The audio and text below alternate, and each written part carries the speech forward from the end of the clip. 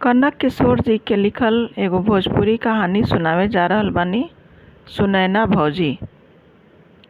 सुनैना बियाहे उतरली त बियाह के घर भरल मिलल। कहीं तिल धरे के जगह ना रहे। हंसी ठिठोली के माहौल, काली पूजाई, चौठारी के रस्म में दिन कैसे कट जात रहे पता न चल पावत रहे। 4-5 दिन में सब हित नाता के जाते गांव की हवेली सुन पड़ गई। 16 कमरा के दुमहला घर में पति के अलावा सास ससुर और एगो ननद उनका से 2 बरिस बड़ रही, जेकर बियाह हो गईल रहे। नाम रहे प्रतिमा। नाम रूप प्रतिमा के माफिक सुंदरो रहे। अपना परिवार के साथे पटना रही। सुनैना के मन लगावे खातिर उनका बाबूजी और उनकर भैया प्रतिमा के 1 महीना खातिर रोक ले रहे लोग। थोड़े ही दिन प्रतिमा सुनैना से ऐसन घुल मिल गईली कि ननद से सहेली बन गईली। सुनैना के लगबे ना कईल कि कोनो नया घर में आइल होखी। दोनों एक दूसरा के नाम से बुलावत रहे लोग। सुते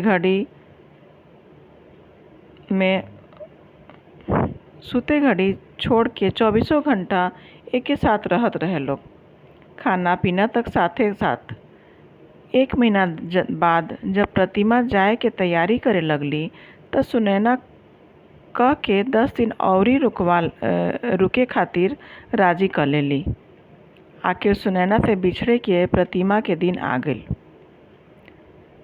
जात खा प्रतिमा से गल्ला मिलला के बाद अलग होत आपन गला के हार प्रतिमा के गला में पहिरावत सुनैना कहली कि ना मत कहब। ई हम बड़ ननद के ना अपन सहेली प्रतिमा के देत बानी। रोवत विदा करत सुनैना बोलली, तू हमरा के आपन प्यार दे के खरीद लिहलू। कबो जरूरत पड़े तो जान मांग के देखिए, सुनैना पीछे ना हटिहे। कहत रोवत सुनैना भाग के अपना कमरा में चल गेली। दिन साल महीना बीतत देरी न लगे। समय के साथ सुनैना और प्रतिमा के संबंध में प्रगाढ़ता होत गईल। छठ और राखी में प्रतिमा सुनैना के पास नैहर जरूर चलावत रही। साल में 1-2 बेर सुनैना सावनपुरी या तीज लेके प्रतिमा से मिले आवत रही। एही बीच सुनैना और प्रतिमा एकगो बेटा के महतारी हो गईल रहे लोग। दोनों परिवार के जिंदगी हंसत खेलत कटत रहे। बाकी समय आज ले केकरो एक नियर ना जाला। प्रतिमा के परिवारों में केकरो नजर लग गईल। प्रतिमा के पाहुन रमेश जीजा जी एक दिन काम पर से लौटत रहलन त सामने से आवत एगो ट्रक धक्का मारत निकल गईल। स्थानीय पुलिस धावा धाई अस्पताल ले जाकर खबर देलस कि प्रतिमा के काटत खून ना। प्रतिमा अस्पताल पहुंच के कौनो तरह संभाले के प्रयास कैली, बाकी स्थिति उनका बस के ना रहे। नैहर भाई भौजाई के खबर देली। सुनैना पति के साथ पहुंच गेली। रमेश के हालत बड़ा गंभीर रहे। सुनैना डॉक्टर के कहली, जवन जरूरी होखे करी, खर्चा खातिर हमनी तैयार बनी जा। देरी मत करी, आपन काम शुरू करी। सुनैना और उनकर पति महेश दिन रात रमेश के सेवा में लगल रहल लोग। ब्रेन के ऑपरेशन रहे। समय लागल, जान बाच गईल, बाकी रमेश पैर से पंगु हो गेले। परिवार में रमेशे कमाए वाला सदस्य रहलन। उनका असहाय हो गईला से प्रतिमा पर दुख के पहाड़ टूट पड़ल। इलाज के दौरान और बादों में साथ रह के प्रतिमा के आर्थिक स्थिति में सुनैना पूरी तरह अवगत रही। प्रतिमा के कुछ छुपावे के प्रयास ना कैली। प्रतिमा एक दिन सुनैना से कहली कि तोरा से कुछ छुपल नइखे और तू लोग कब तक ढोबू लोग। ई समस्या कोनो एक दिन के नइखे। हम सोचतानी कि बाबू के ओ महंगा स्कूल में पढ़ावत हमरा बस में नइखे। ओकरा नाम कौनो सरकारी स्कूल में लिखवा दी। सुनैना ना ऐसन कबो मत सोचिह। दुखे में परिवार काम आवेला। ऐसनो में काम ना आई आदमी त परिवार कवन काम के। कवनो समस्या आवेला त समाधानो होला। धीरज धर। बाबू वही स्कूल में पढ़ी। तोहार बेटा ह त हमरो इकलौता भगिना। धीरज त धरही के बा सुनैना, कौनो दोसर उपाय कहाँ बा। तू तो जानते बाड़ू, गहना गुड़िया तक रमेश के इलाज में बेचा गईल। भगवान के शुक्रगुजार बानी सेनुर के लाज रख लेलन। अब तो दवा और घर खर्ची खातिर कुछ करही के न होई। नैहर पर 9 दिन रहल जा सकेला, जिंदगी भर ना नु। हमरो स्वभाव तू जाने लो। ठीक बा, अब एक घड़ी में अपना के संभाल। शहर में बाड़ू, ग्रेजुएट बाड़ू, सिलाई कढ़ाई के चित्रकारी में निपुण। कौनो न कौनो उपाय हो जाई। बाबूजी के तबीयत ठीक नइखे। हमहू कल गाँवे जाइब। ल हई रख ल 20,000 रुपया, कामे आई। प्रतिमा ना करत रही, लेकिन पैसा रख लेली। महीना 2 महीना ना बीतल होई, प्रतिमा घरे में सिलाई कढ़ाई प्रशिक्षण केंद्र खोल लेली। थोड़ा समय लागल, बाकी प्रतिमा के मेहनत और व्यवहार से खूब बढ़िया चल गईल। अब वो दवा दारू खर्ची खातिर केकरो मोहताज ना रही। आज उनका अपन बाबा के कहलका याद पड़ गईल।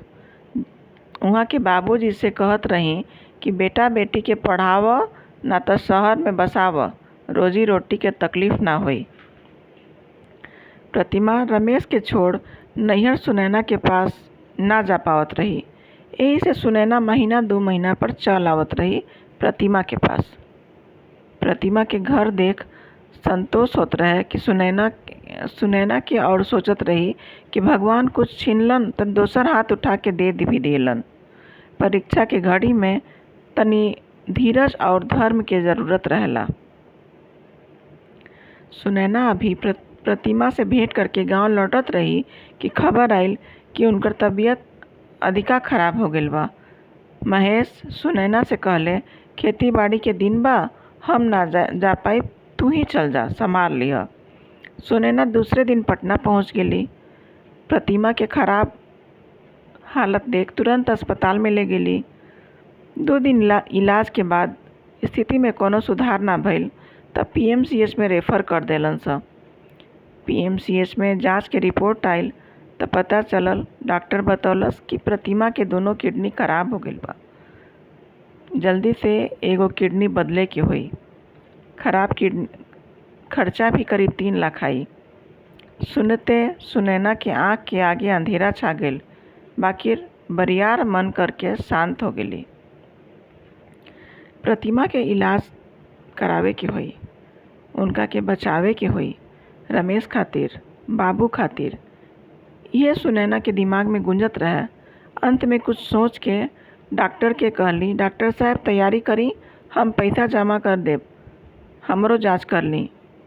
अतना जल्दी किडनी कहाँ मिली। अपन खून जांच खातिर दे के पैसा के इंतजाम खातिर चल देली। उ सोचली कि प्रतिमा के ना लगो कि परिवार के जान बचावे के बा, एकरा खातिर हम कुछ उठा ना रखब। सब कुछ झाड़ देली त 2 लाख के इंतजाम हो पावल। कौनो उपाय ना देख के गला के मंगलसूत्र और हाथ की चूड़ी बेच के 1 लाख और व्यवस्था करके अस्पताल में जमा कर देली। संयोग से उनकर किडनी प्रतिमा से मैच कर गईल। वो डॉक्टर से अपन एगो किडनी खातिर सहमति दे देली।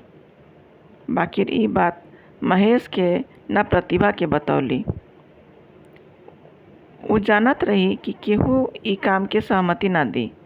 निश्चित समय पर ऑपरेशन हो गईल। डॉक्टर बधाई देत सुनैना के बोलन कि ऑपरेशन सफल हो गया,